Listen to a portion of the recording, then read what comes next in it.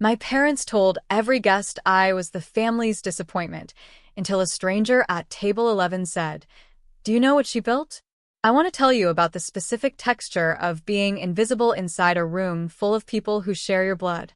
It has a particular quality that I've never been able to fully explain to the people who love me now, the ones who look at me like the person I've become and can't quite picture the version of me that sat at table 11 with a glass of white wine and a purse on her lap and watched her family pretend she wasn't there. It's not loudness, the invisibility. It's not dramatic. It's quieter than that, a sustained, ambient erasure that you stop noticing after a while, because it's been the weather for so long it feels like air. My name is Maya. I'm 34 years old. I'm the younger of two children, the second in a sequence that, in my family, had a very clear hierarchy. My brother Daniel was first. In every sense of the word. Daniel is 38. He went to Georgetown Law on a partial scholarship that my parents supplemented with money they'd been saving for 11 years. He graduated in the top 15% of his class, which my father knew with the precision of someone who has memorized a statistic they intend to deploy regularly at dinner parties. Daniel clerked for a federal judge, then joined a firm in the city, then made partner at 35, an event my father marked with a dinner at a restaurant that required reservations 3 weeks out. He also, as of last September, got married at the Ashford Estate, a venue that my mother had been quietly researching since approximately Daniel's second year of law school, in a ceremony for 240 guests that cost more than I make in 2 years and which was, by every measurable standard, the social apex of my parents' lives. I was invited. I want to be clear about that. I was invited. I had a seat and a name card and a chosen entree from a menu my future sister-in-law had emailed me 3 months in advance. I was family. I was just not particularly family, if you understand what I mean by that. There's a difference between being included and being central, and my family had been drawing that distinction my entire life with a fluency that required no conscious effort. I am a school counselor. I have been a school counselor at James K. Polk Middle School for 8 years, which means I spend my days with 11 and 12 and 13-year-olds who are navigating the most turbulent interior landscape a human being experiences, the years when you're no longer a child, and not yet whatever comes next, when your brain is being rewired faster than you can track, when the question of who you are feels like an emergency requiring immediate resolution. I love this work with a depth that I've never been able to communicate to my parents, possibly because they've never fully asked. My mother calls it my little counseling job, with the specific warmth of someone who is trying to be kind about something they consider small. My father rarely mentions it at all. What my parents do not know, or did not know, until the evening of Daniel's wedding, is that 3 years ago, I started a nonprofit out of my office on the second floor of Polk Middle. It began as nothing, a mental health resource program for students who couldn't afford private therapy, which at a public middle school in our district is most of them. I wrote a manual. I trained 2 volunteers. I ran it on a budget of essentially nothing, filing the paperwork, maintaining the accounts, doing everything that needed to be done in the hours before school and after school and on weekends, because this was work I believed in, and I've never required an audience for work I believe in. The program grew. I applied for grants, small ones first, local foundations, community organizations. I got some. I used them carefully and I documented everything, and I grew the program incrementally, the way you grow anything real, by tending to it consistently when no one is watching. By year 2, we were serving 63 students. By year 3, 91, with a wait list. And then, 11 months before Daniel's wedding, I submitted a federal grant application to the Department of Education's Mental Health Services Professional Demonstration Grant Program. I'd spent 4 months on the application, 4 months of documentation and data and research frameworks and outcome measurements and letters of support from everyone from the school principal to the district superintendent to 3 academic researchers who'd heard about the program and wanted to be attached to it. The application was, I say without false modesty, the best thing I've ever written. I submitted it on a Tuesday in October and told no one except my friend Priya and the school principal, who had co-signed the application, and I waited. I got the grant in April. $1.8 million dispersed over 3 years to expand the model to 12 additional middle schools in the district. The award letter came by email on a Wednesday morning, and I sat in my office and read it 3 times and then closed my door and cried for about 10 minutes, which is the appropriate response to the successful conclusion of 4 months of quietly desperate work. Then I called Priya, who screamed so loudly into the phone that I had to hold it away from my ear, and then I called the principal, who said I knew it in a voice that made my chest ache with a specific kind of gratitude. I did not call my parents. I told myself I would. I told myself I was waiting for the right moment, a quiet dinner, a phone call when they weren't distracted, some natural opening where I could say, I have news, something good happened, let me tell you about it. But the right moment kept not arriving, and I kept not making it arrive, and somewhere in the honest part of myself I knew why.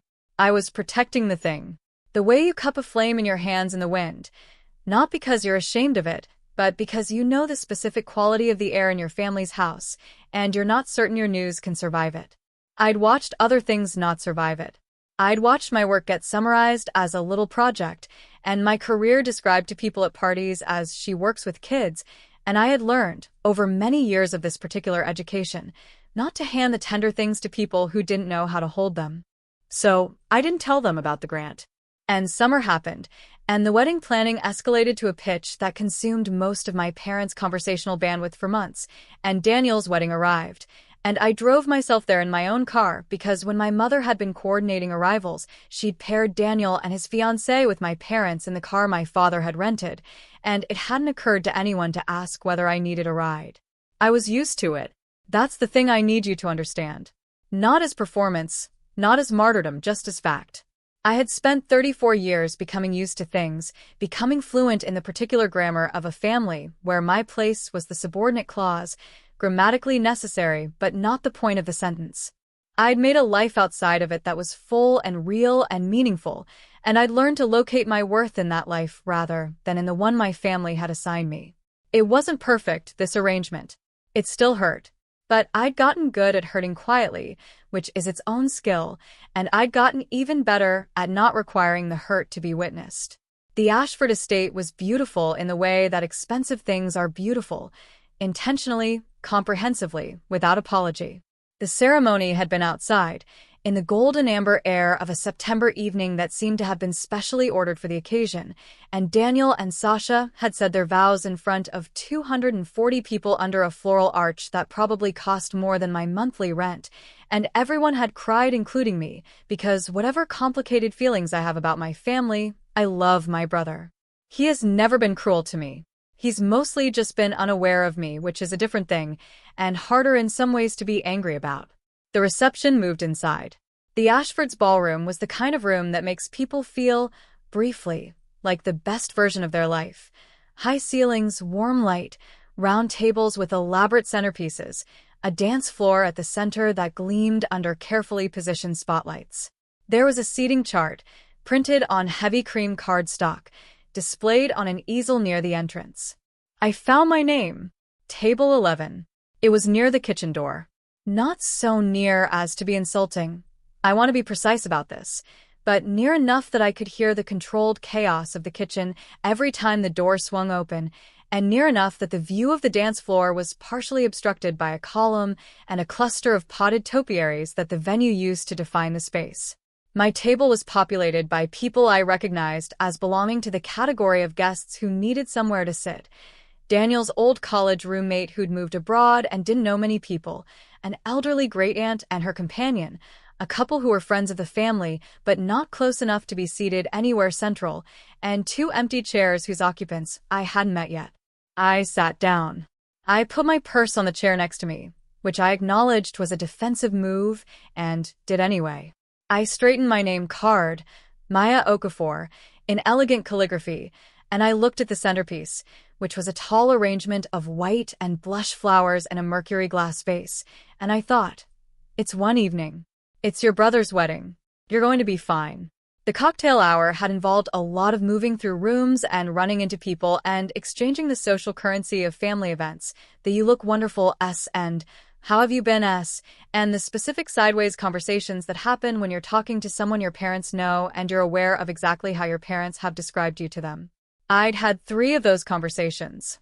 In 2 of them I could see, in the faint recalibration of the other person's expression, that they'd been told something.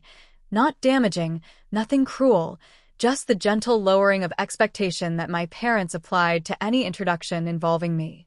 She's in education. She works with kids. Lovely, but, and the sentence didn't need to be completed because the architecture of it said everything. I ate the bread. I drank the first glass of wine slowly. The elderly great-aunt, whose name was Eugenia, was delightful, sharp and funny and completely uninterested in performing propriety, which I found immediately refreshing. We talked about her travels for a while, and I listened to her stories with genuine pleasure and thought, at least there's Eugenia. The 2 empty chairs at our table filled during the salad course. A man came in from the direction of the bar with 2 glasses of wine, set one in front of a woman I assumed was his wife or partner, and sat down. He was somewhere in his late 50s, silver-haired, with the kind of unhurried physical presence that reads as either tremendous confidence or tremendous wealth, and in my experience, by a certain age, those 2 things have often become the same thing. His name card read, Dr. Lawrence Osei. I didn't know the name. I looked at it without recognition and filed it away and went back to my salad. He introduced himself to the table with an ease that wasn't performance, just a man who had been in enough rooms to know how to enter one.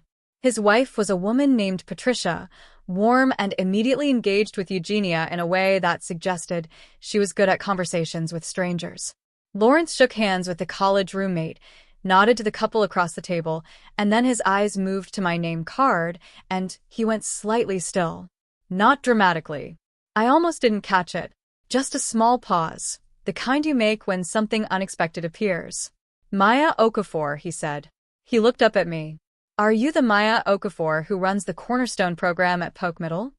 The question landed so unexpectedly that for a moment I didn't know how to receive it. Cornerstone was what we'd named the program. It wasn't famous. It was known within a fairly tight circle of people who worked in school-based mental health in our district, some district administrators, the researchers who'd affiliated with it, and the people at the Department of Education who had reviewed the grant application. It was not the kind of thing that came up at wedding receptions. Yes, I said. That's me. He looked at me for a moment with an expression I describe as satisfaction. Not surprise, exactly. More like confirmation. I'm on the review committee for the Mental Health Services Professional Demonstration Grant, he said. I've been hoping I'd have a chance to meet you. I don't know exactly what I said in response to that. Something appropriate, I hope.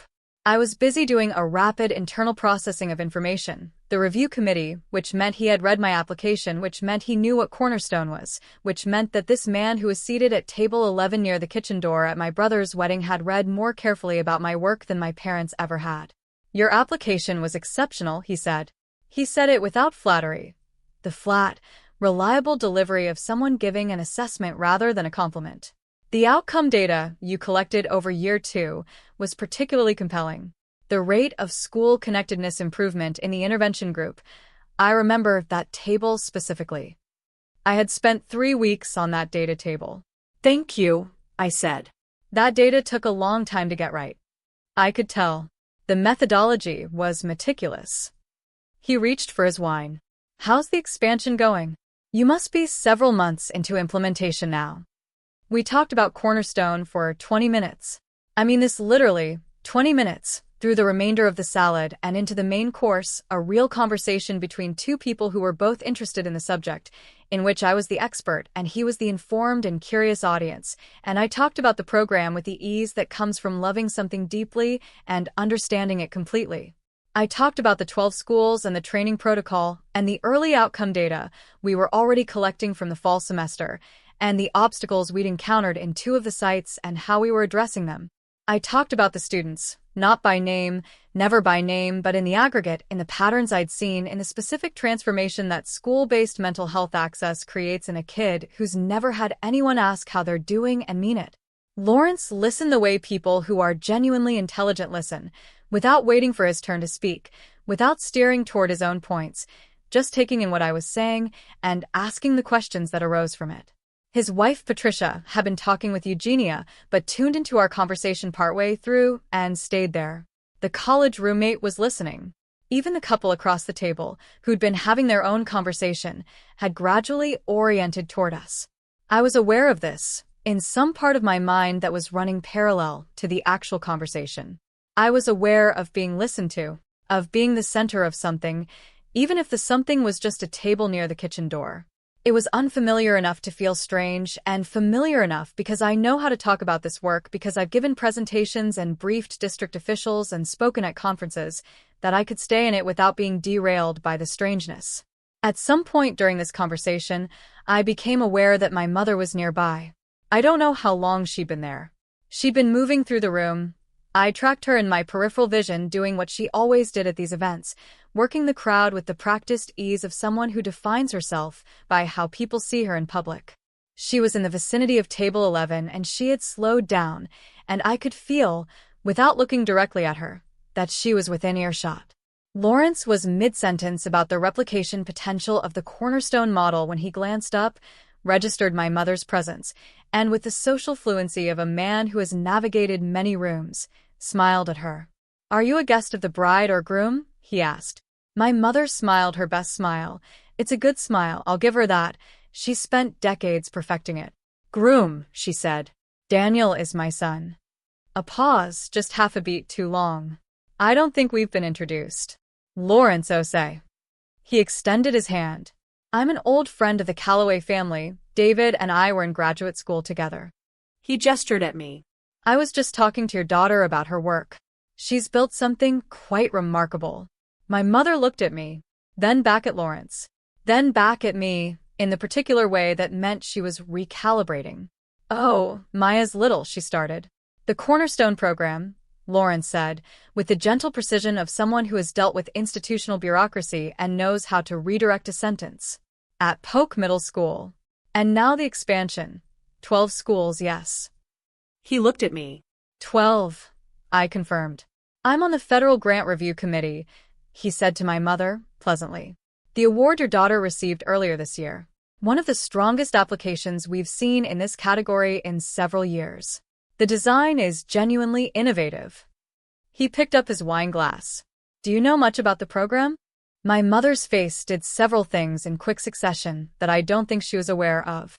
The question was so direct, and so clearly a question to which the wrong answer would be very visible, that she had nowhere graceful to go with it.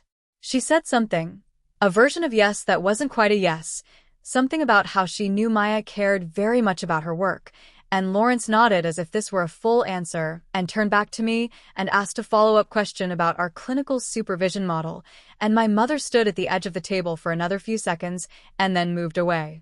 I watched her go without looking like I was watching her. I've had 34 years of practice at this. What happened next I need to tell you carefully because it came in pieces, and the pieces need to be in order for you to understand what it felt like. The first piece, Lawrence, as the main course arrived, asked me if I'd thought about writing the program model for academic publication because he had a colleague at a public health journal who would likely be interested, and if I wanted an introduction, he'd be glad to provide one. I said yes.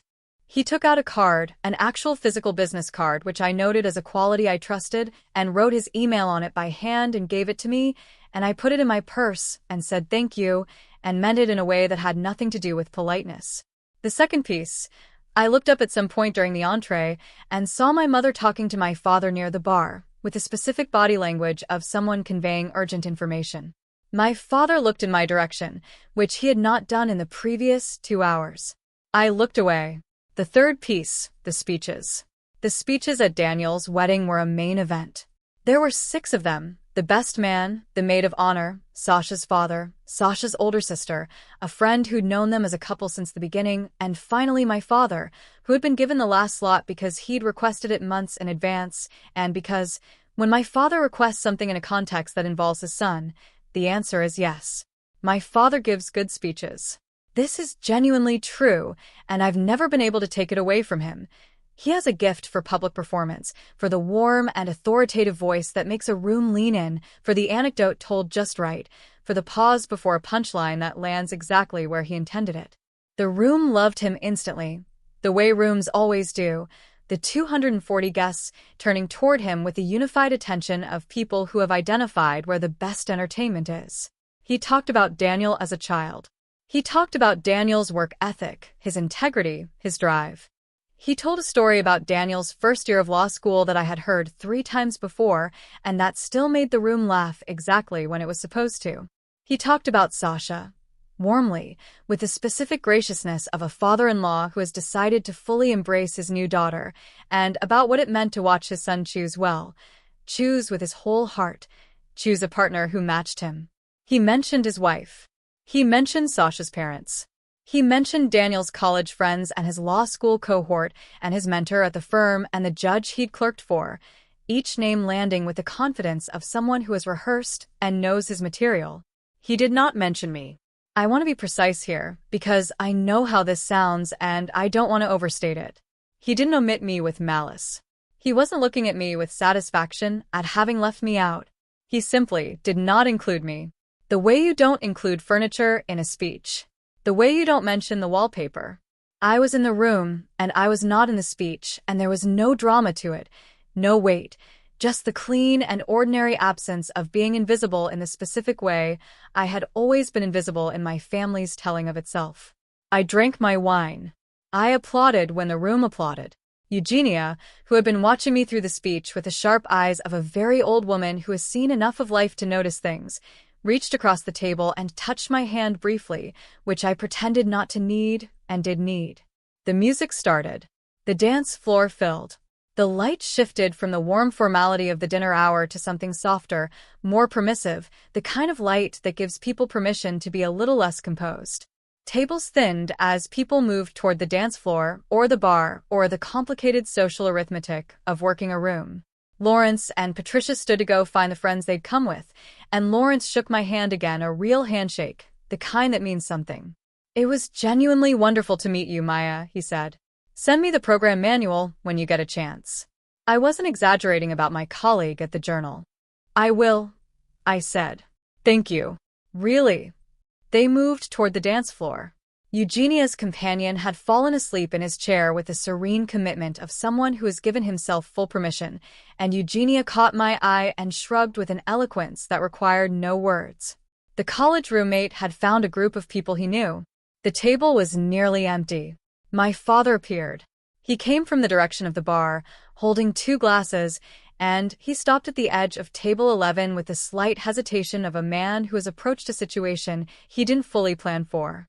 He set 1 glass down in front of me and pulled out the chair Lawrence had vacated and sat in it, which was so unexpected that I had no prepared response for it.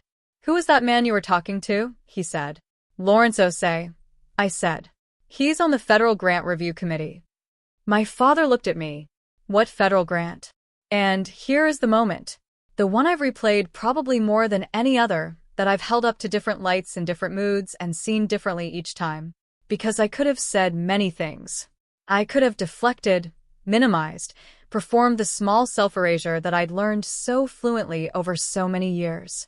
I could have told him later, in private, in a controlled way that protected both of us from the discomfort of having this conversation in the middle of my brother's wedding reception with the music playing and 200 people around us. Instead, I told him the truth. All of it. From the beginning, the program, the growth, the grant application, the 4 months of work, the award letter on a Wednesday morning in April. $1.8 million from the Department of Education to expand the Cornerstone model to 12 additional middle schools in the district, dispersed over 3 years, one of the strongest applications the committee had reviewed in that category in several years. I told him all of it in a voice that was even and clear, not triumphant, not emotional, just factual, the way I'd told Lawrence, because this was a thing I'd built, and I knew how to describe it. My father is not a man who is often quiet. He is, as I've said, gifted at speech, at the performance of authority, at occupying the center of a conversation. He listened to me for 2 full minutes and said nothing, and at the end of it he was quiet in a way that had a different quality than his ordinary quiet, the quiet not of someone waiting to speak, but of someone who has heard something that has required them to revise something internal. "Why didn't you tell us?" he said. This was the question I'd expected, and I'd thought about my answer. "I wasn't sure you'd be interested," I said, which was honest. Not cruel, just honest. He flinched. It was small, The particular flinch of a man who recognizes the accuracy of something he would have preferred not to recognize. And then he said, "Maya, Dad." I should have, he stopped. Started again. The speech. I should have. You don't have to, I said. I do. He set his glass down. He looked at me with the expression of a man in the process of understanding something he should have understood a long time ago, which is a hard expression to describe because it contains several things simultaneously: shame and love and regret, and a genuine confusion about how the years went the way they went. I do have to. What followed was not a grand scene. I want to be clear about that because I think these moments, when they get written about, tend to get inflated into something cinematic that real life doesn't quite produce.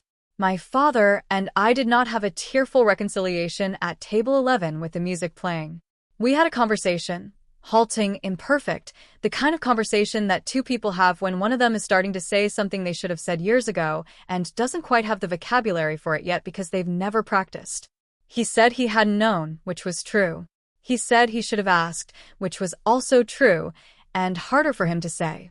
He said, "Your mother mentioned," Lawrence said, and trailed off, and I understood that he was reckoning with the specific humiliation of finding out about your daughter's achievements from a stranger at a wedding, of being the person in the room who knew the least about their own child. I let him reckon with it. Not cruelly. I didn't perform coldness or satisfaction. But I didn't rush to rescue him from it, either, because the reckoning was his to have, and I wasn't going to do it for him. I've learned, at 34, that love does not require you to protect people from the consequences of their own inattention, especially not love that has had to survive a long time on very little. My mother found us there about 10 minutes into the conversation. She had the look of someone who had been circling, and she sat down in the chair on my other side, flanking me, which was a configuration our family had never quite achieved before, and she listened for a while, and then she said something that surprised me. "I told someone at the cocktail hour that you worked with kids," she said. I heard myself say it tonight, and I thought she stopped. The sentence didn't have an end that she could finish. But I understood what it would have said. My mother is not a simple woman. I've spent years being frustrated by her, and I've spent years understanding her, and the understanding doesn't cancel out the frustration, but it shares space with it. She came from a family that measured worth in titles and incomes and the legibility of achievement, where a school counselor's salary and a non-profit run from a second-floor office were not the grammar of success she'd been raised to read. She had not chosen to minimize me out of malice. She had chosen it out of a deeply ingrained instinct for what counted and what didn't, an instinct so old it was structural, and the instinct had been wrong, and she had just found out from a man on a federal grant review committee in front of several people that it had been wrong. $1.8 million, she said quietly, not repeating it to celebrate it, repeating it in the way you repeat something you're still making room for. "Over 3 years, I said. She looked at me. "Maya." And she said my name the way Lawrence had said my name earlier that evening, like she was seeing something she'd been looking at for a long time and only now focusing on. "I didn't know." "I know," I said. And then, because I am 34 and not 14, because I have spent enough time in therapy to know the difference between truth and cruelty, I didn't make it easy for you to know. This was partially true, and I'm not going to pretend otherwise. I'd protected the work from them, and the protection had been reasonable given the history, and it had also created a wall that served my wounded pride as much as it protected the program. Honesty requires the full picture. My mother reached out and put her hand over mine on the table, and I let her, and we sat like that for a few seconds with the music playing and the dance floor moving, and the beautiful, improbable machinery of my brother's wedding happening all around us. Daniel found us at table 11 about 20 minutes later, flushed and happy from the dancing, loosened by the evening into the version of himself I've always liked best, the one that isn't performing anything, just inhabiting the moment. He looked at the three of us sitting together with a slightly quizzical expression, the instinct of someone who can tell that something has shifted without knowing exactly what. "What's going on over here?" he said. My father looked at him. "Did you know your sister received a federal grant for $1.8 million? Daniel turned to look at me. "What?" "For her program. At the middle school." My father said it with a quality I'd never heard from him before, a quality that resembled quite closely something like pride. Testing the weight of it, maybe. Daniel sat down, pulling a chair from the empty table next to us, and looked at me with the full attention of a brother who I think, in that moment, realized there was a version of his sister he didn't know. "Okay," he said. "Tell me everything." So I did. Again. Third time that night, third audience, but this one was different in the way that family is always different. Harder and more necessary and more tender in ways that had nothing to do with the money or the grant or the professional validation, and everything to do with being seen by the specific people whose sight you've been waiting for. I told Daniel about Cornerstone, about the students, about the waitlist in year 2 that had driven me to write the grant application in the first place, about the 4 months of work and the Wednesday morning in April.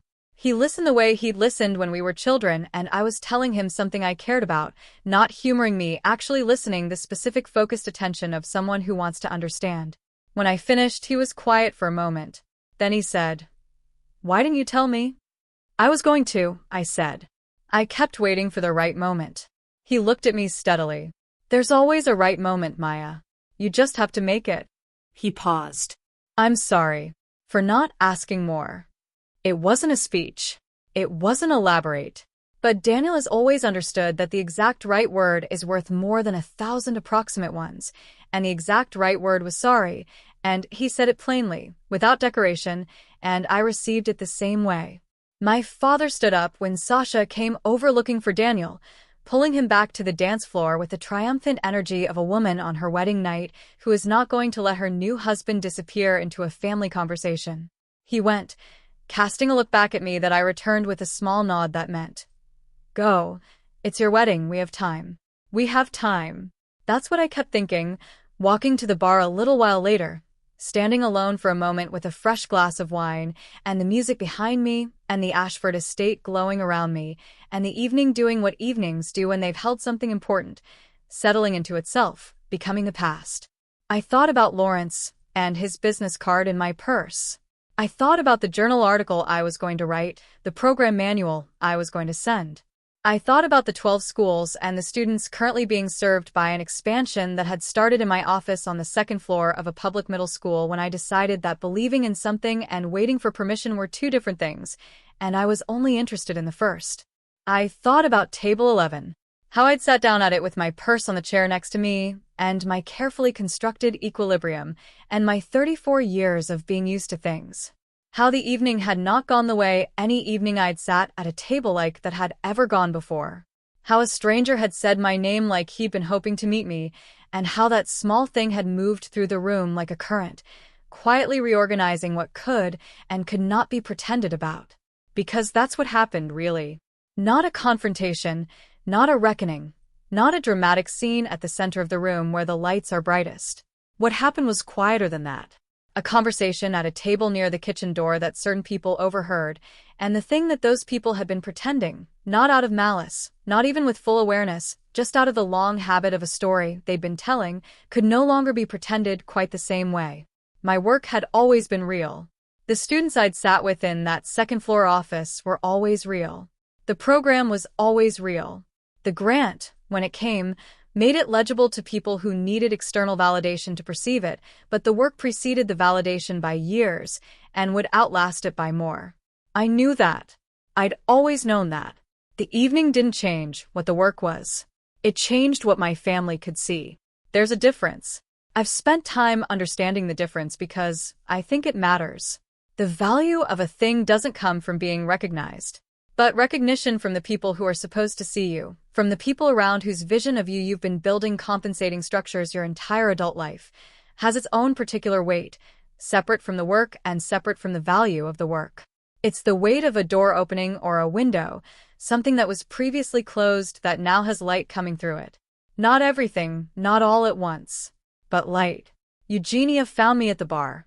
She was small and steady on her feet, and she had the contentment of a woman who has outlived enough difficulty to be genuinely unimpressed by it, which I found profoundly calming. "I heard most of that," she said. "No preamble." "I figured," I said. "Good for you," she said, and she meant it in the specific way that women of a certain generation mean things, without frills, without performance, stripped down to its exact size and weight. "Good for you. You built a thing." People found out.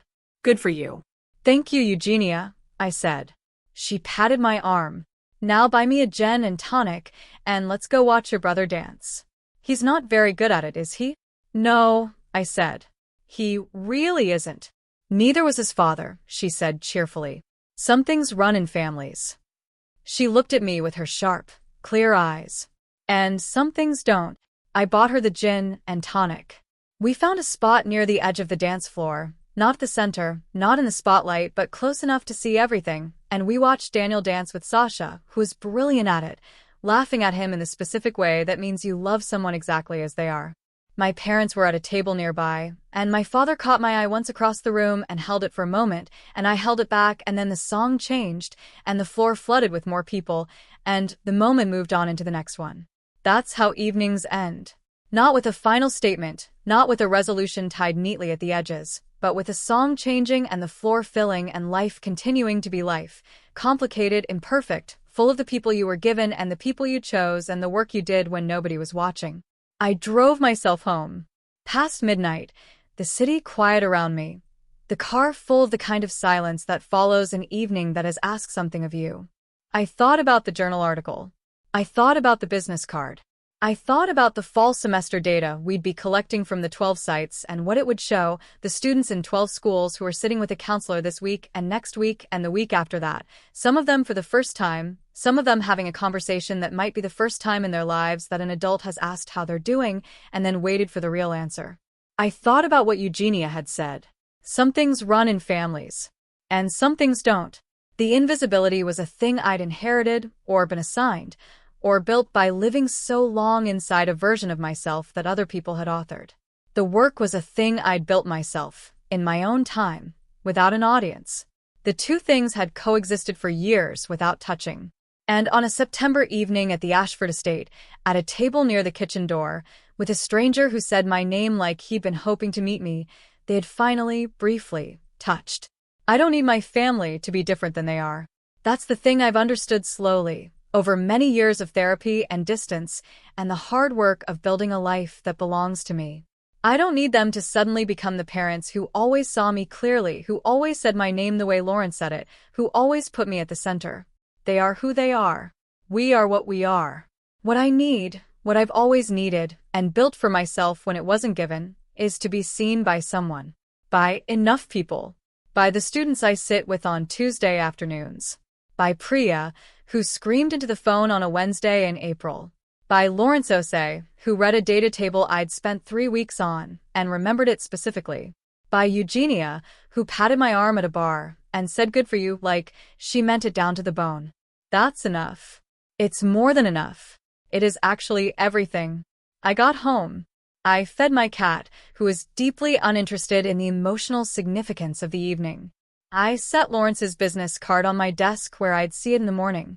I took off my shoes and stood in my kitchen in the particular silence of a night when something has shifted, something small and not so small, something that won't undo 34 years of weather but might, just might, begin to change the forecast. Then I went to bed. And for the first time in longer than I could easily remember, I slept very well. Update, 3 months later. The journal article is drafted. Lawrence's colleague responded within a week of my email, and she wants to see the full submission by January. I sent it last Tuesday. My father called me 2 weeks after the wedding. Not to talk about the grant, just to call, a thing he does rarely, and with the slightly effortful quality of a man practicing something new. We talked for 20 minutes. He asked about the program. Not your little project. The program. By name. It's small. I know it's small. But I've learned to receive small things without dismissing them, which is its own education. Longer than any degree. My mother sent me a link last month to an article about school-based mental health funding. Just the link, no message. I wrote back. Already read this one. Thanks for sending. She sent a heart emoji. My mother, who does not send emojis, sent a heart emoji. We're figuring it out. All of us, slowly, in the imperfect way that families figure things out when someone finally says, look at this. Look at what I built. Look at me. I built something. They're learning to look. That's enough for now. It's a start,